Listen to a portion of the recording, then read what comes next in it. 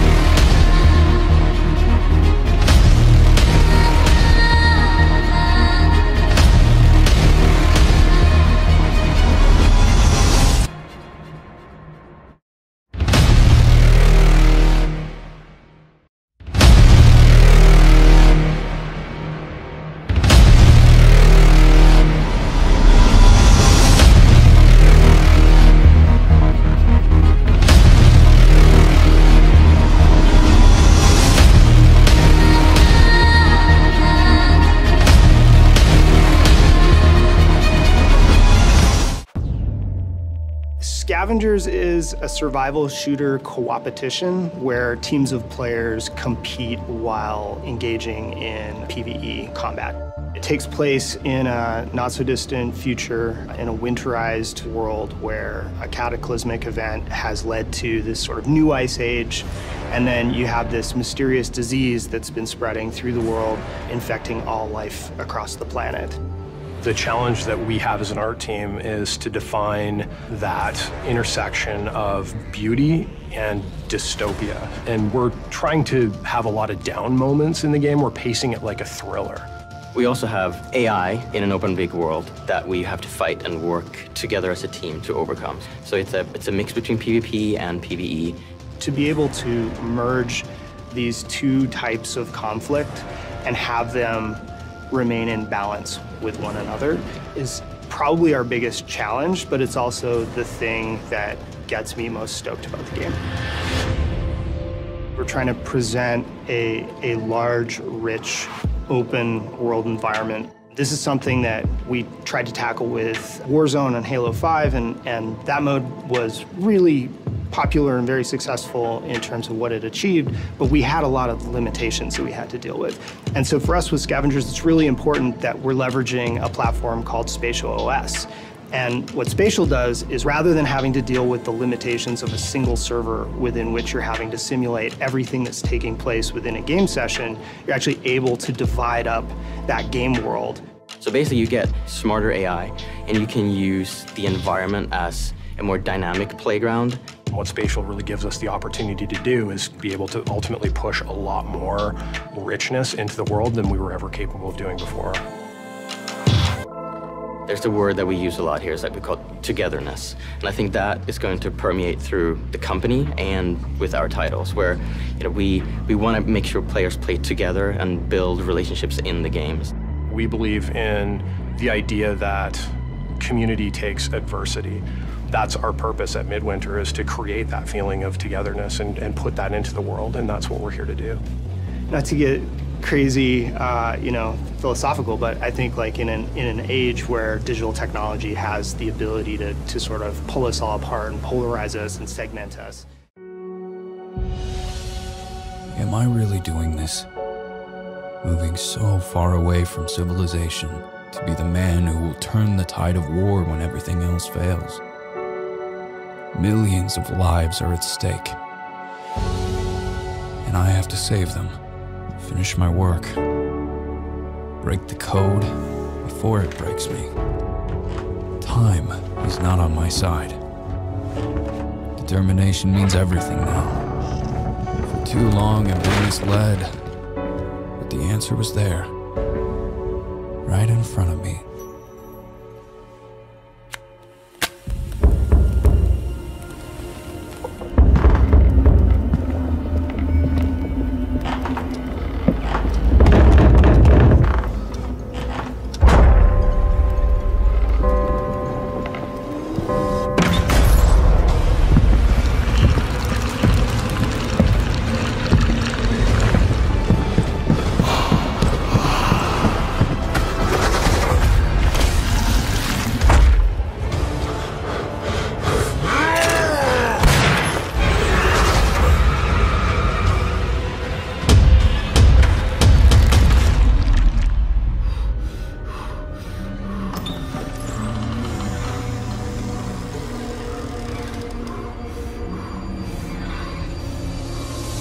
Demo is always a challenge, we know that by now.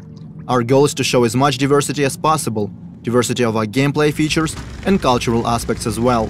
For these purposes, and also to introduce and explain our mechanics, we are creating a completely new quest line. So let's jump back to November when our work began. Our narration team comes up with a story of a missing person. Depends on the kind of job that you're offering. My husband, Harry Evans, has disappeared. It ties together our gameplay features as well as that Lovecraftian lore. At the same time, our concept artists and level modelers start working on the gameplay area. The quest is designed to take the player across different city districts: Rich, Poor, the Harbor Zone and the others. At first, the plan was to put together a small separate map just for GDC, but we quickly realized we didn't want to make something we would never use in the future. So we agree that the quest should take place in the actual city. The problem is our full map is far from finished. It already has streets and buildings, but is lacking those small details that make a city feel alive. To negate that, we decide to border off the gameplay area and spice it up a little. Add points of interest, vehicles, landmarks, and of course some monoliths. So now we have a more or less finished and polished part of the map that we can use in our final product. Things are going smoothly. Obviously, different bugs and glitches keep popping up like crazy. Sometimes the hero wears two hats, sometimes a floating object stop being floaty, and don't get me started on strange collisions. But we always manage to fix them in no time. However, there is one big problem that we have struggled to sort out for months: lighting. In our previous demo we used static light maps and baked them into the textures. That was a difficult and resource-draining process, so in our game we eventually decided to switch to dynamic lighting. It works great, yet we still cannot pinpoint the right tone and colors that we want to use in the sinking city. To solve that problem, we reach out to professional photo artists in Kyiv. They help our team find the right color scheme, inspired by the works of Caspar David Friedrich, James McNeill Whistler, Gregory Crutzen, and other prominent masters in their fields. Also, during our numerous playtests, we realized something. Our quest line is intriguing, but very linear. And that's not something you'd expect from the developers that keep hyping up their quote-unquote strong and non-linear storytelling. So our writers put together an alternative ending. I guess you could call it a good ending.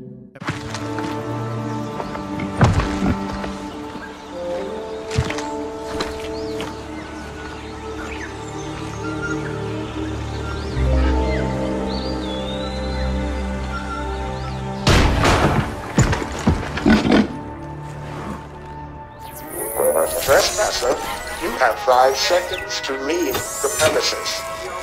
5, 4, 3, 2.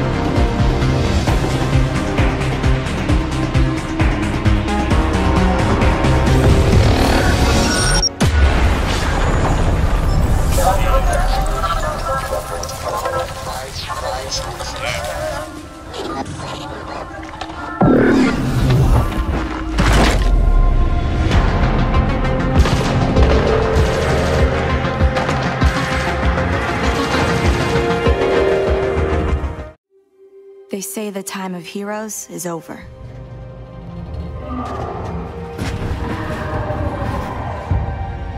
That if you're different, you're dangerous.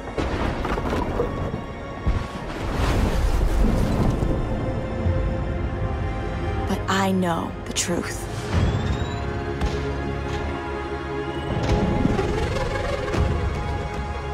The world will always need heroes. We just need to reassemble.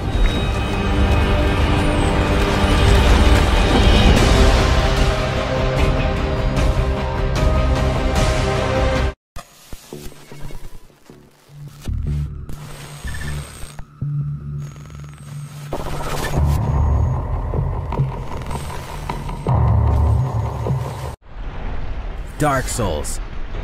A world wrought with despair and hope. In the seemingly endless cycle of death, one clean victory becomes a moment you'll never forget. Now you can savor your accomplishments anytime, anywhere for the first time on console with Nintendo Switch. Before launch, there's going to be a network test, so players can try the game. If this will be your first Dark Souls experience, welcome to a brave new world. Separately, the Solaire of Astora amiibo will be released. With it, you can perform the popular Praise the Sun gesture with reckless abandon. Now, about part 2 of our field trip.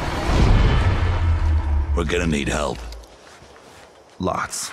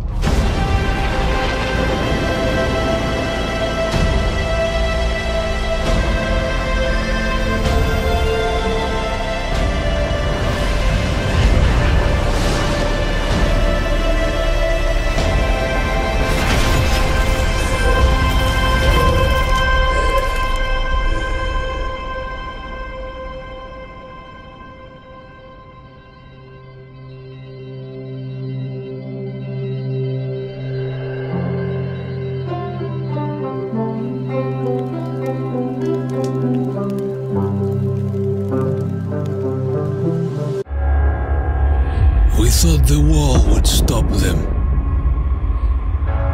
We hoped the cold would freeze them. We thought the army would crush them. But nothing worked. We're all alone. And they just keep coming.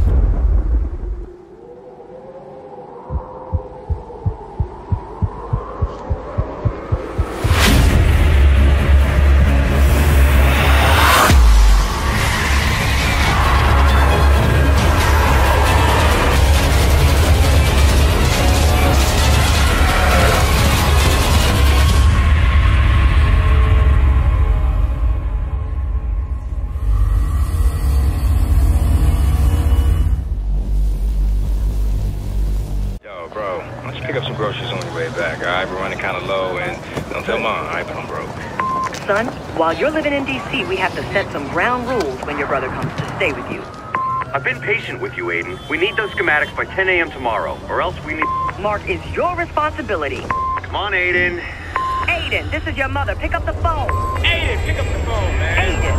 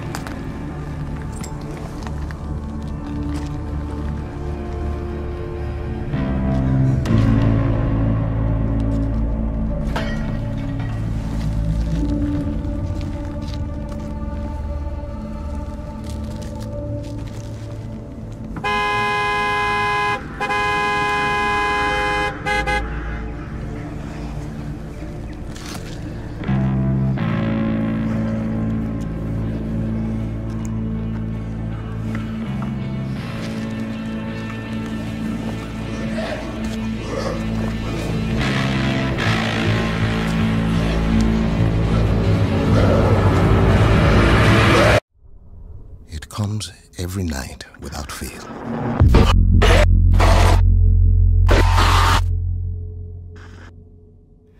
There are different people every time.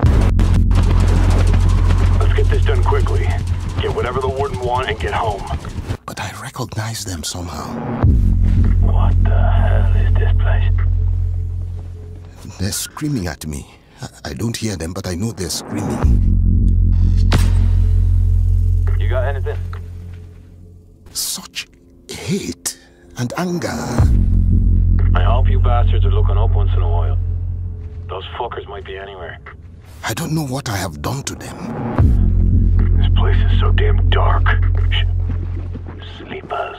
They want me to feel what they feel. This is good, man. This is good stuff. It'll trade. Everything trades. Oh, fuck. To be honest, any second! Keep your eyes on that door! Ah, shit, there's fucking loads of them!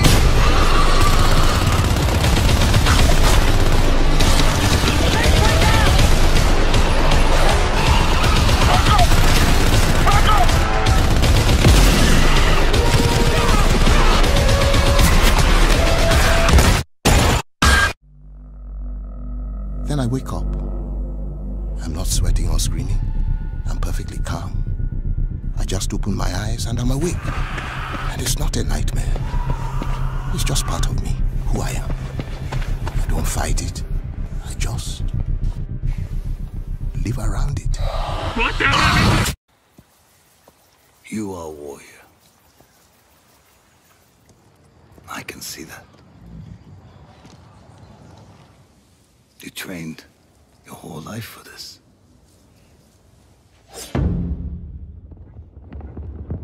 And you have won battles that lesser men have called unwinnable, yes?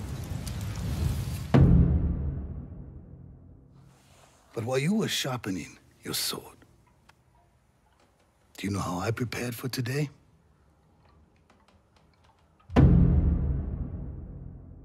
I learned. I know your language, your traditions,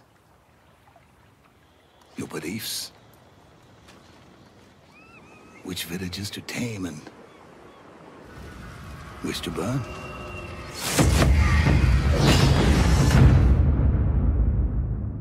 So I'll ask you once again, Samurai, do you surrender?